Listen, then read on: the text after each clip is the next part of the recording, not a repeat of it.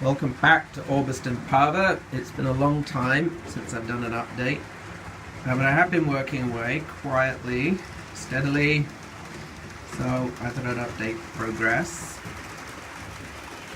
There are a couple of things I've done. One is to work more on the station area, which you should be able to see. I can't remember the last update.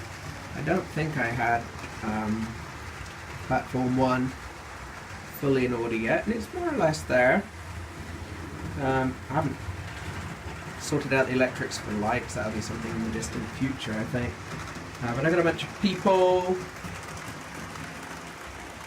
Finished painting up the platform, put up fencing, and so that's looking pretty good, I think. I've also worked on platform 4 here, which is going to be the sort of local platform. So I painted that up too. The fence fell down. Edward knocked that over, so I'll leave that off for now. I painted up my old Hornby shelter. I need to paint the chimney. So I tried to mix up my own LNER green paint, which I think that's okay. So we've done that. And then the latest thing on the station is the center island. I've been working on that. That's painted up, made out of the MDF, thin layer of balsa, and then some plasticard from Slater's. And then I got the three center island buildings. And I'm going to get 2 more to make this even longer. We'll add about, I think, 14 inches. So it's going to be a long center thing. But they're kind of expensive, so I'm going to take a little break on buying those 2. But the station is beginning to look as it should. And I'm not going to put any more people in the center one until I've got those buildings so I can see where it all lines up. But the station, I feel, is looking pretty good, I think. I love the Art Deco look, the 1930s, which is what I was going for. The other thing I've done is more subtle, which is to replace nearly all of my insole frog points with electrofrog.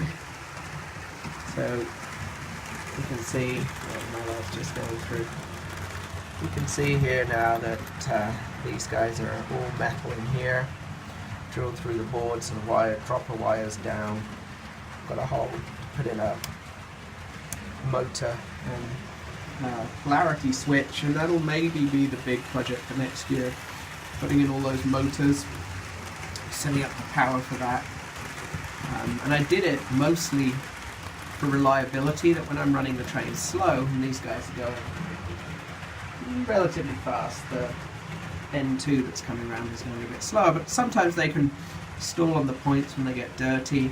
And putting in the electrofrog means that the points will be fully powered, which will increase the reliability. So that's the main reason I did that. I've still got one really to do, I forgot about it. It's the one over here going onto the coach sidings, which needs to be done. You can see it there, so I might do that this week. So that's mostly what I've been working on, just some time-consuming stuff. I'm in no particular hurry to finish it, just keep going. Also tidied up the turntable in terms of the track, so it's quite smooth now for the trains to get on and get off. I did have points coming off here, which was a stupid idea, so I've replaced that with 2 lines now. I moved the shed in a little bit, so got a bit more room for the platform. I mean, I've just dumped this stuff down here.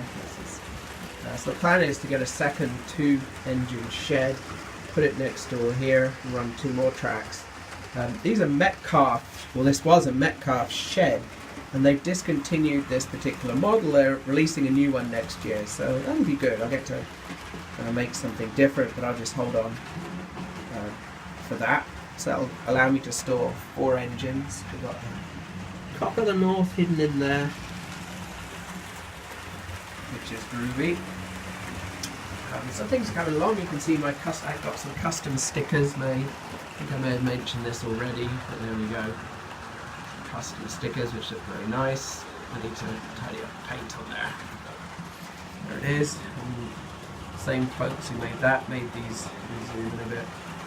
These sort of custom LNER posters, which looks good.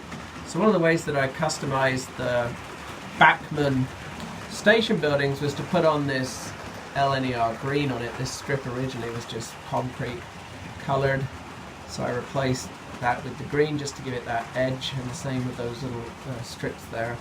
And the doors to the waiting room, you can see, actually were originally sort of red, and you can see a little bit of that on the inside, but it just gives it the sort of LNER touch, so to speak, and so it looks a little bit more like that company. So overall, things are coming along, not enormously fast, but that's fine. It's, you know, building the railway is more important in some ways probably than running it. So the next thing I'm going to do for this update is to introduce you to my fleet, my LNER fleet. In the next video I'll show you my British Rail fleet, which is small but still groovy. So we are going to introduce you to my engines, which may get me in trouble with my